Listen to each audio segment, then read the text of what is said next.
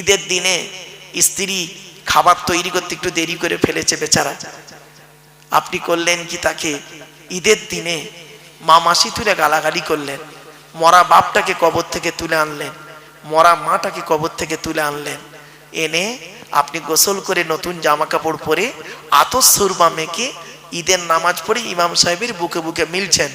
হ্যাঁ, আপনি ভাবলেন আপনার ঈদের নামাজ কবুল হয়ে গেছে। এত সোজা নয়, এত সোজা নয়, বাড়ি থেকে ভাববেন। এরপরে নবীজি বললেন, তোমরা তোমাদের স্ত্রীদের হক আদায় করো।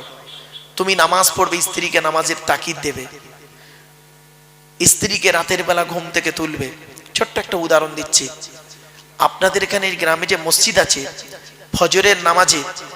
ফজরের নামাজে কম লোক হয় না বেশি লোক হয়? বলুন না, বলুন। কম হয়। দেখবেন এই জলসা কমিটি পেরে যাবে, কালকেই ফজরের নামাজে লোক ভর্তি হয়ে যাবে। এই জলসা কমিটি পারবে একটা কাজ করলে, বলবো জলসা কমিটির লোকেরা যদি বলে মাইকে যে আজ থেকে ফজরের নামাজ পড়ার জন্য যদি কোনো স্ত্রী তার স্বামীকে ফজরের নামাজে যদি তুলে না দেয়, ওই স্বামী যদি দ্বিতীয় কোনো মেয়েকে বিয়ে করে, সমস্ত বিয়ে খরচা জলসা কমিটি দেবে।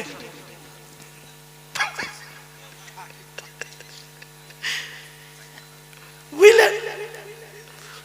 মানে ওই স্বামী যদি দ্বিতীয় বিয়ে করে সুন্দরী মেয়েকে, সমস্ত বিয়ে খরচা জলসা কমিটি দেবে।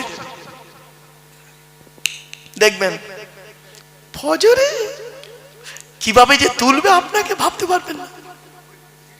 এই জন্য মনে রাখবেন, স্বামী স্ত্রী উভয়কে ভালো হতে হবে।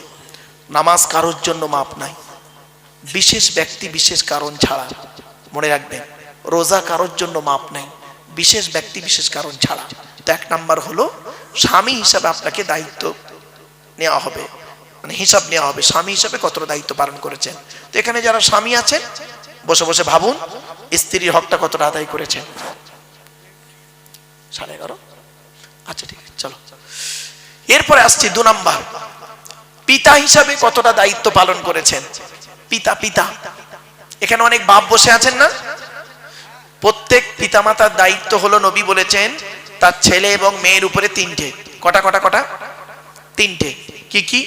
1 নাম্বার নবী বলেছেন সুন্দর সুন্দর নাম রাখতে হবে ছেলে মেয়ে জন্মগ্রহণ করলে। 2 নাম্বার নবী বলেছেন ছেলে মেয়ে যখন কথাবার্তা বলতে শিখবে তাকে লেখাপড়া শেখাবে, কোরআনের শিক্ষা দেবে। আর এখানেই মাদ্রাসা মুক্তব হয়েছে, কোরআনের শিক্ষা দেওয়া হয়। 3 নম্বরে বলা হয়েছে কি, যে 3 নম্বরে হচ্ছে ছেলে মেয়ে যখন প্রাপ্তবয়স্ক হয়ে যাবে, যৌবন তাদের যখন ফুটবে, পাত্র পাত্রী দেখে তাদের তাড়াতাড়ি বিয়ের ব্যবস্থা করবে। এখানে অনেক বাম্মা বসে আছেন যারা ছেলে বড় হয়েছে, মেয়ে বড় হয়ে গেছে, বিয়ের প্রয়োজন, বাম্মা বিয়ে দিচ্ছে না। সেই ছেলে মেয়ে যদি ব্যভিচার করে, আর ওই পাপের বোঝা ওই ছেলে মেয়ের বাম্মাদের ঘাড়ে পড়বে। কি ভাবলেন? এই জন্য এই যুবক ছেলেরা, ভালোবেসে বিয়ে করা ভালো নয়, বিয়ে করে ভালোবাসা ভালো। ভালোবেসে বিয়ে করা ভালো নয়, বিয়ে করে ভালোবাসা ভালো। একটা হালাল একটা হারাম, তুমিই ঠিক করো কোনটা করবে। শুধু তাই নয়, বিয়ে করলে আল্লাহ খুশি হয়, শয়তান নারাজ হয়। আর জেনা করলে শয়তান খুশি হয়, আল্লাহ নারাজ হয়। তুমি সিদ্ধান্ত নাও কাকে খুশি করতে চাও।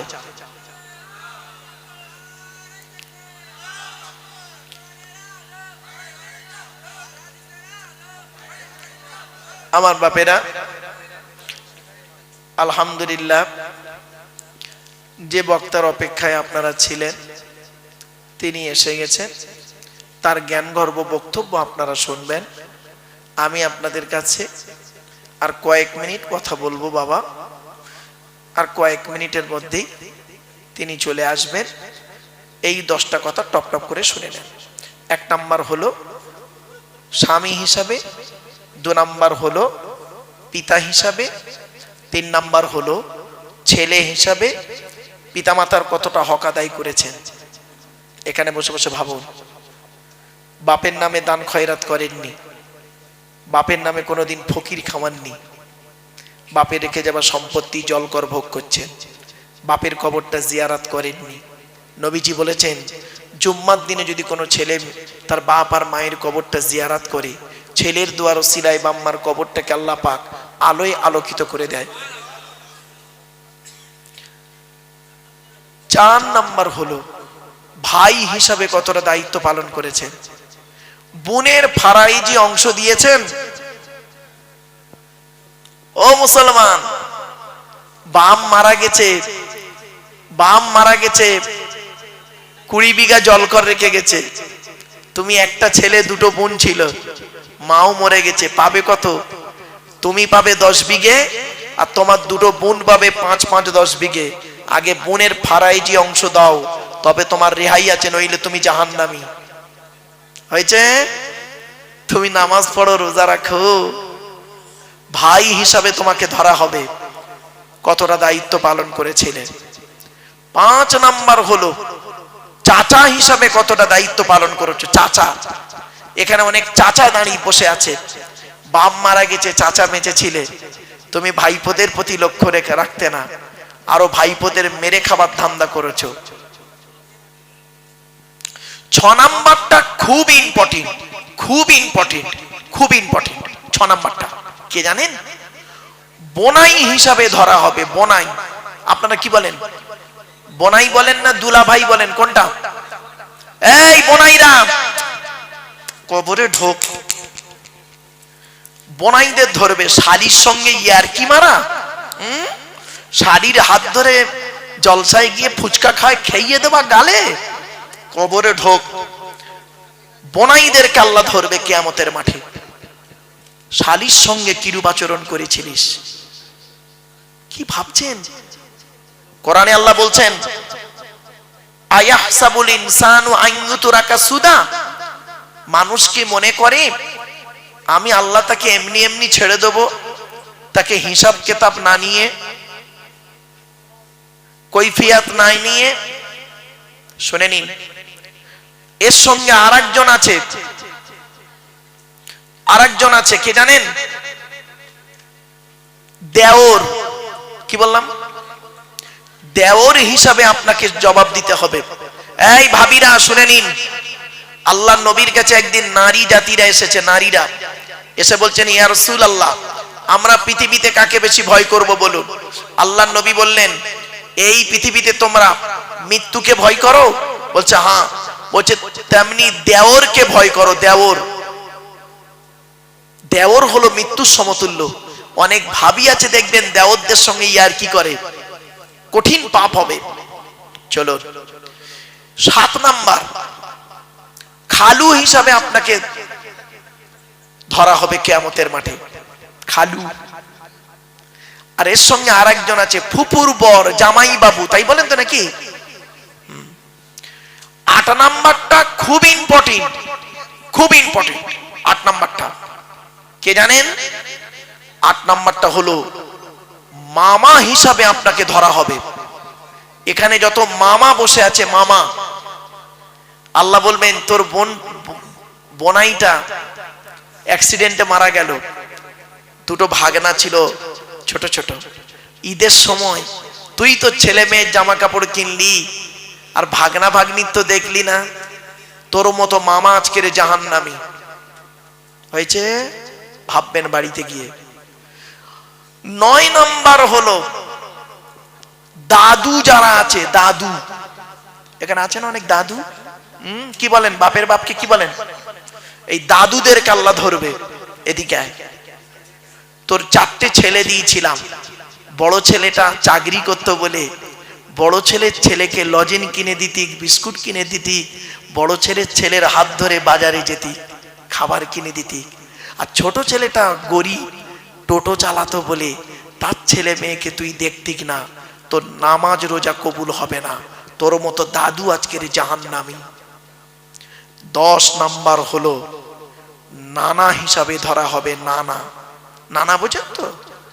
এখানে অনেক নানা বসে আছেন, এই নানাদেরকে কিয়ামতের মাঠে আল্লাহ ধরবে। তো 4টে মেয়ে দিয়েছিলাম।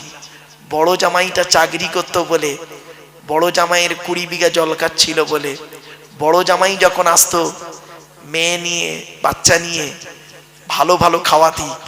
আর মেজো জামাইটা গরিব ছিল বলে মেজো জামাই ছেলে মেয়ে যখন আসতো তাদের প্রতি গুরুত্ব দিতে কিনা। তোর মতো নানা আজকের জাহান্নামী। বাড়িতে গিয়ে ভাববেন, এই 10 জনের বাইরে কেউ আছেন? কি ভাবলেন? 1 নাম্বার, স্বামী হিসাবে, পিতা হিসাবে, ভাই হিসাবে, ছেলে হিসাবে, চাচা হিসাবে, বোনাই হিসাবে, দেওর হিসাবে, খালু হিসাবে, জামাইবাবু হিসাবে, মামা হিসাবে, দাদু হিসাবে, নানা হিসাবে। এই 10 দিকের প্রশ্ন আপনাকে করা হবে। অনুরোধ করে বলে যাচ্ছি, বাড়িতে গিয়ে ভাববেন। এই 10টা প্রশ্নের উত্তর আপনারা খুঁজে যদি বের করতে পারেন, সকালবেলা উঠে বলবেন ইনশাআল্লাহ আমি জান্নাতি। আর যদি উত্তর না পান, মরণ পর্যন্ত উত্তরগুলো খুঁজে বের করবেন। এত সহজ ভাবলেন ইসলামকে, এত সহজ ভেবে নিলেন। এজন্য আমি আপনাদেরকে আমি অনুরোধ করে বলে যাচ্ছি, কথাগুলো মাথায় রাখুন। একবার দরুদ শরীফ, আল্লাহুম্মা সাল্লি আলা সাইয়্যিদিনা মাওলানা মুহাম্মদ ওয়া আলা আলি সাইয়্যিদিনা মাওলানা মুহাম্মদ। বাপেরা, আল্লাহর পরিচয় 4টে বলেছি, নবীদের পরিচয় 3টে বলেছি। লাস্ট আলোচনা, আমাদের পরিচয় হলো মাত্র 2টো। কটা কটা কটা? 2টো। কি কি? আল্লাহ কোরআনে বলছেন, ওমাই ইউমিন বিল্লাহি ওয়া ইয়ামাল সালিহা। আল্লাহ বললেন 100% তোরা ঈমান আন আল্লাহর উপরে। আমাদের বিশ্বাসটা 100% আনবো কার উপরে? আল্লাহর উপরে। খেতে গেলে আল্লাহর নাম, শুতে গেলে আল্লাহর নাম, সব সময় আল্লাহকে সাথে রাখবেন। মনে রাখবেন, এই পৃথিবীতে আপনার স্ত্রী, ছেলে মেয়ে, ভাই বোন, বন্ধু বান্ধব কেউ আপনার আপন নয়। আল্লাহই হলো আপনার আপন। ঠিক না বেঠিক? আর আপনার রসুল আপনার আপন, বাকি সব পরগবা। মরে গেলে সব শেষ, মনে রাখবেন। তাই 1 নাম্বার হলো 100% আপনি আল্লাহকে বিশ্বাস করুন, ভরসা করবেন আল্লাহর উপরে, পৃথিবীর কোনো ব্যক্তি বস্তুর উপরে নয়। আল্লাহ পাক কোরআনে বলেছেন, ইজা আযামতা ফাতাওয়াক্কাল আলাল্লাহ। তুমি যখন কোনো কাজ করতে যাবে, পৃথিবীর কোনো ব্যক্তি বস্তুর উপরে ভরসা করবে না।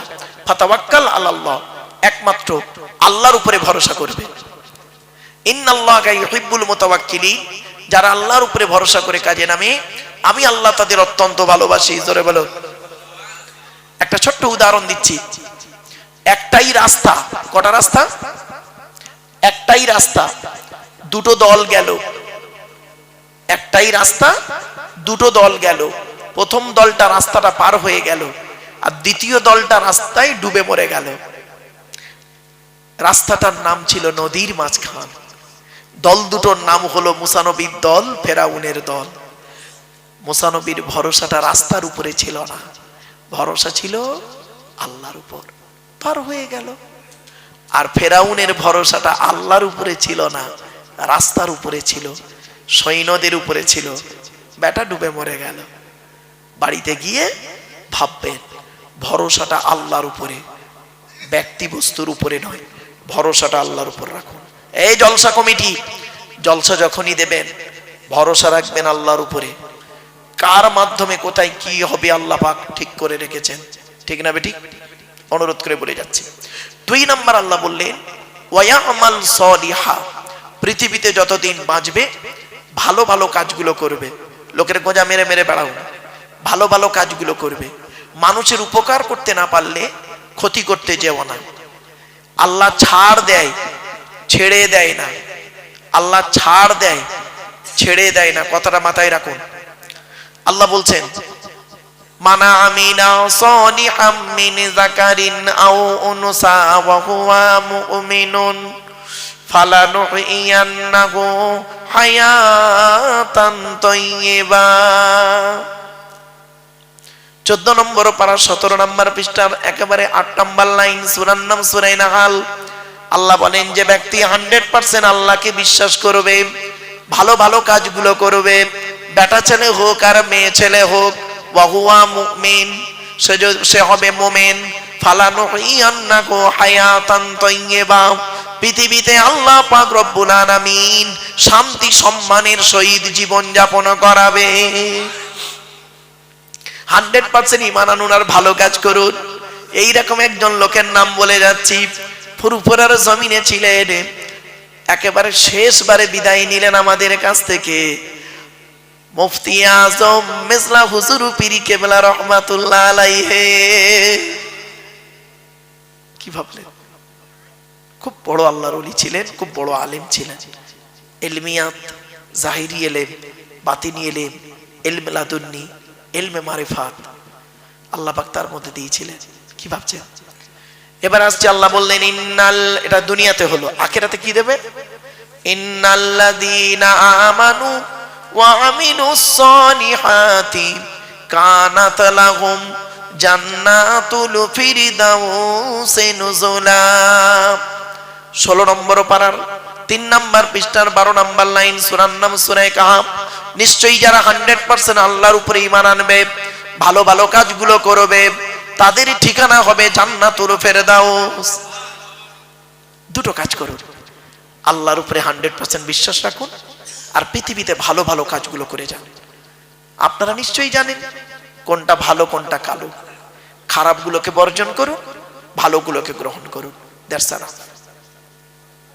নামাজ আপনাকে পড়তে হবে, সকলেই জানি, কিন্তু নামাজ পড়ি না, এর জবাব কিন্তু আপনাকে দিতে হবে। যাকাত দিতে হবে এটা জানি, কিন্তু যাকাত দেই না। রোজা রাখতে হবে জানি,